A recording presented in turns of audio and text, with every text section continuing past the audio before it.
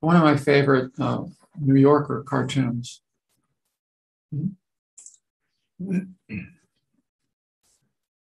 Family, clearly in a jungle, all wearing, these hard hats and so forth,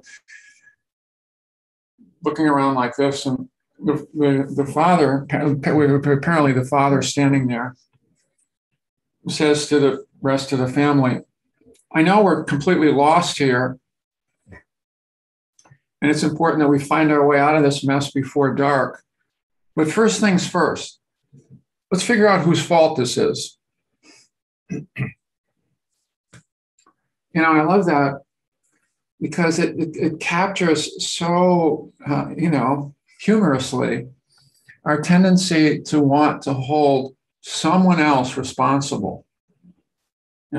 Somehow, whose fault is it? Whose fault is it? It's so easy to slip into that space. So we've been talking about praise and blame, the worldly winds. We're going to speak a little bit more about blame this week, all the ins and outs of blame and our tendency to do that. How do we do that? Let's pay more attention to this. Let's pay more attention to this. It's so hard, and so much of these practices invite us to withdraw our projections of blame, of holding someone, somehow, the world, someone accountable. How can I discharge some of my discomfort and my pain and hold it for someone else to hold? It can't possibly be my fault. It can't possibly be my fault. It can't have anything to do with me. I'm a loving person. I can't have done this. A loving person wouldn't do this. If I did this, I must not be a loving person. We have all these kind of these algorithms in there that we don't necessarily say out loud, but it's kind of like that. I would never do that. I would never have that thought. That's not my thought.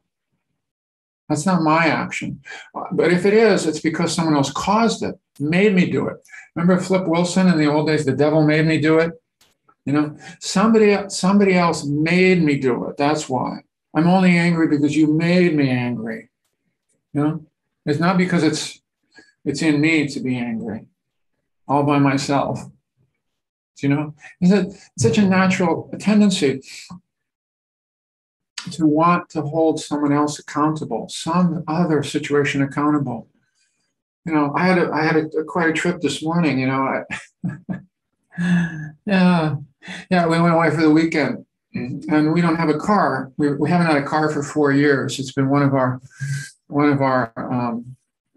explorations, and having to be creative at times. With not having a car. But when we really go away, we have to rent a car. So, okay, I have to speak this morning. So I woke up late. Okay. And then I realized, I said to Susan, sometimes we wake up and go, hey, we woke up. This time I woke up and said, oh no, I've got to return the car. Yeah. Right. Have you ever been through this? It's like they now charge you like $60 extra, even if you're 15 minutes late to return your car, right? Yeah. I got to get the car there. I rush down and finally run down. Okay, great. I'm going to call Lyft or Uber. We have to get, in order to get around in town, we have to call Lyft or Uber. And I start to do Lyft or Uber.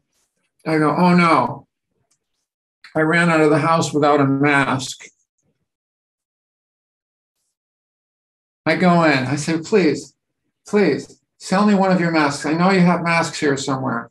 No, sir, we have no masks. Really? Now I have to walk 2 miles home.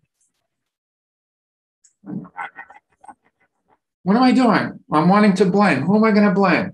How am I going to do that? Yeah. So it was so humorous in a way. Basically, I wanted to just do something with these feelings, That person, I know they have masks in there. I know they have masks in there. They wouldn't give me a mask. For heaven's sake, Bill. This is just how the morning went, This is just how the morning went. But it's such a natural tendency in us. It's one of the worldly winds that we'd rather not pay attention to. We'd rather not take responsibility for the way we get hooked in that way, with blame, with wanting somebody else to be responsible. We also don't want to deal with the challenging feeling. Check it out. The challenging feeling of, oh, okay, that person, even if that person didn't intend to hurt me, something happened there that elicited hurt in me. And it's also more vulnerable to even get in touch with that and share that in some meaningful, asking for some kind of accountability, asking for some kind of meaningful conversation there, right? And that feels vulnerable too. I'd rather just grumble inside. That person hurt me again. Yeah, okay, I better be careful around that person. That person's a herter.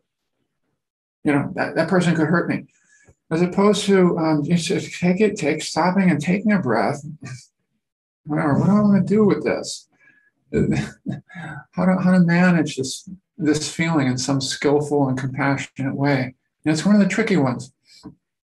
And when we do feel blamed, also, when we feel blame, ouch. The thing about blame there is that it triggers that part of the brain, a more primitive part of the brain, very quickly.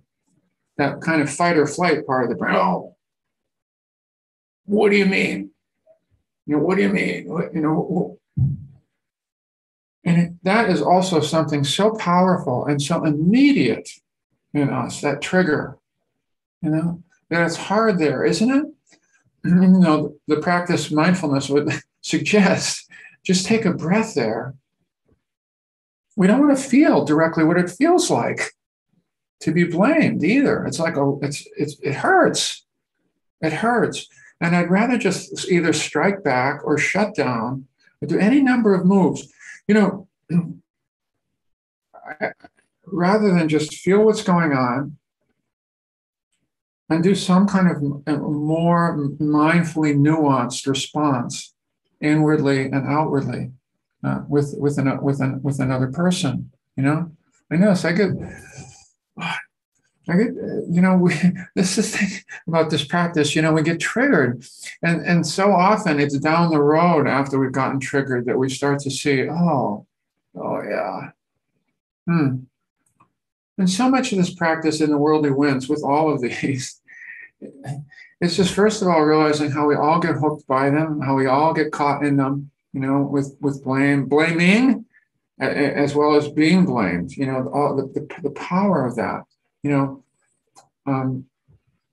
the intensity of that, and how to begin to, again, stop wishing that this would just all stop someday.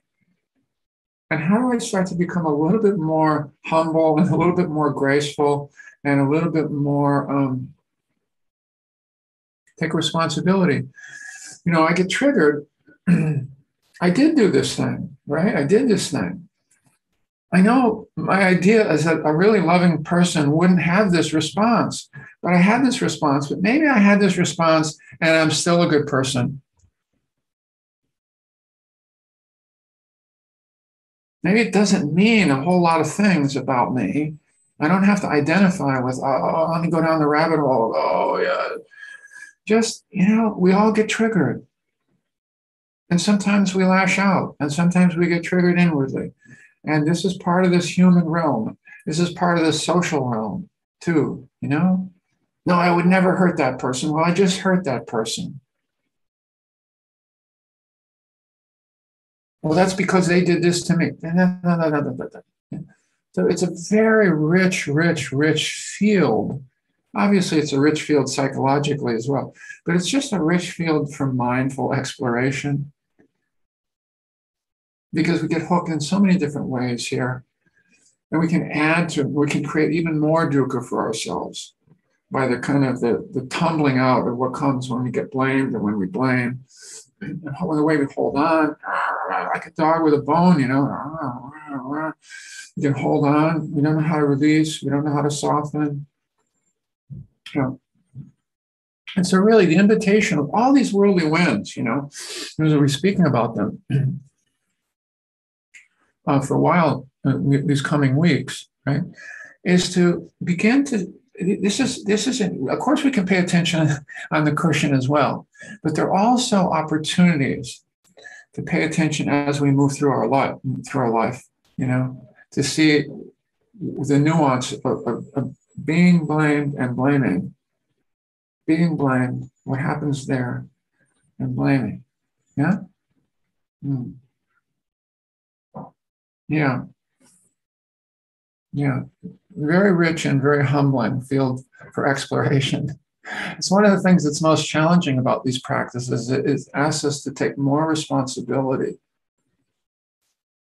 for what's going on in here, and to realize we've got it all in here, the good, the bad, and the ugly, it's all in there.